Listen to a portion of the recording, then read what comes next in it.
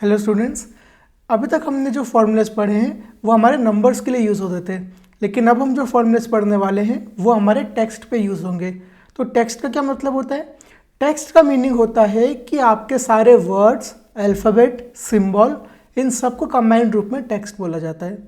पहले हमने देखा नंबर्स होते हैं, डेट और टाइम होते हैं, उसी प्रकार से आपका एक कैटेगरी है टेक्स्ट की। अगर आपके कोई नंबर्स किसी भी वर्ड के साथ मिक्स है एक्सेल में, जैसा आपका जीएसटी नंबर या फिर पैन नंबर, उसमें नंबर्स भी होते हैं और अल्फ़ाबेट भी होते हैं। तो जब नंबर्स और टेक्स्ट आपस में मिक्स हो जाते हैं तो उनको टेक्स्ट ही माना जाता है। नंबर सिर्फ तभी कहेंगे जब सेल में सिर्फ और सिर्फ नंबर्स हों, ठीक है।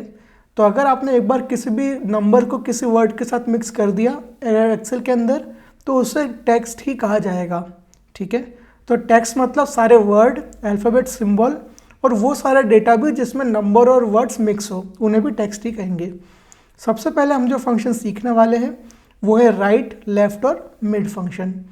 देखिए, हमको कई बार ऐसे ज़रूरत पड़ सकती है कि एक कोई भी वर्ड या कोई भी नंबर लिखा है, उसका हमको कुछ पार्ट एक्सट्रैक्ट करना है।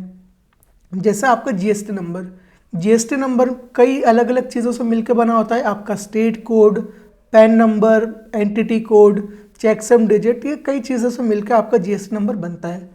अब हमें हो सकता है जीएसटी नंबर में से पैन नंबर निकालना हो किसी दूसरे सेल में, तो उसके लिए आपको मैन्युअली लिखने की ज़रूरत नहीं है।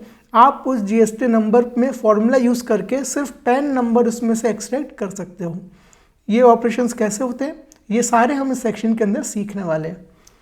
फॉर एग्जाम्पल, ये देखिए, यहाँ पर हमने एक सेल के अंदर ABCD लिखा हुआ है।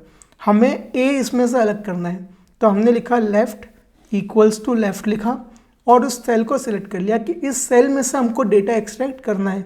कितने डिजिट्स को एक्सट्रैक्ट करना है? हमने लिखा 1, यानी कि लेफ़्ट से पहली डिजिट हमको इस सेल में चाहिए। तो इस सेल में हमारे पास आ गया A, जो कि लेफ़्ट से पहली डिजिट है। ठीक उसी तरह हमने मिड में से सेकेंड डिजिट से स्टार्ट करते हुए एक डिजिट एक्सट्रैक्ट किया है, जो कि है B। अगर हम 3,1 लिखते तो C अलग होता, 2,2 लिखते तो B और C ये दोनों ही नंबर्स आपके इस टेक्स्ट में से अलग हो जाते हैं। उसी प्रकार से आपने राइट में इक्वल्स टू राइट लिखा, सेल सेलेक्ट किया और 2 डिजिट एक्सट्रैक्ट किए, तो C और D दोनों ही आपके टेक्स्ट में से अलग हो गए हैं। इसका एक प्रैक्टिकल एग्जाम्पल एक्सेल पे हम यूज़ करके देख लेते हैं। देखिए, यहाँ पे हमारे पास एक जीएसटी नंबर है, हमको इसमें से स्टेट कोड, पैन नंबर और चेकसम डिजिट अलग करनी है। तो हमने यहाँ पे लिखा इक्वल्स टू लेफ्ट में से फिर हमने सेलेक्ट कर लिया सेल और 2 डिजिट इसमें से अलग कर ली। शुरू की 2 डिजिट स्टेट कोड है, देन मिड का यूज़ किया हमने पैन नंबर के लिए, सेल सिलेक्ट किया। 3rd डिजिट से हमारा पैन नंबर शुरू होता है और 10 डिजिट इसका टोटल लेंथ होती है। तो देखिए, यहाँ पर आपका पैन अलग हो गया है। चेकसम डिजिट आपकी राइट में पहली डिजिट है, तो राइट हमने सेल सिलेक्ट किया, 1 लिख दिया, तो ये आपका चेकसम डिजिट भी इसमें से एक्सट्रैक्ट हो गया है। अब आप अगर इस फॉर्मूले को नीचे ड्रैग डाउन करेंगे तो आपके सारे जीएसटी नंबर में से आपका जो डेटा चाहिए वो अलग हो जाएगा, ठीक है।